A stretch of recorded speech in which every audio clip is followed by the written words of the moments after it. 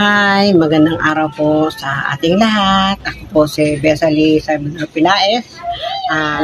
Nagpapasalamat po ako sa Helping Hand 1835 sa pamamagitan ng Cosmopolitan Church sa kanilang na tulong sa akin sa nagdaang Bagyong Odette.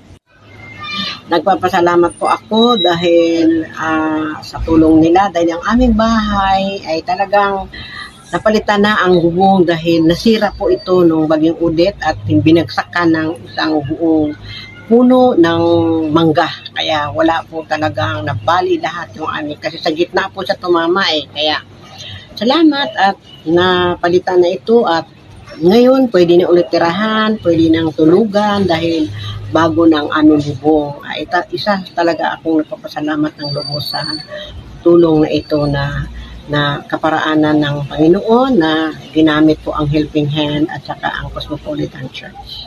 Muli po, lubos po ako nagpapasalamat sa Panginoon, sa mga taong ginagamit niya upang mapaayos at mapanatag ang aming kalooban dahil sa bahay namin na ito. Thank you Lord sa biyayang ito. Maraming salamat po.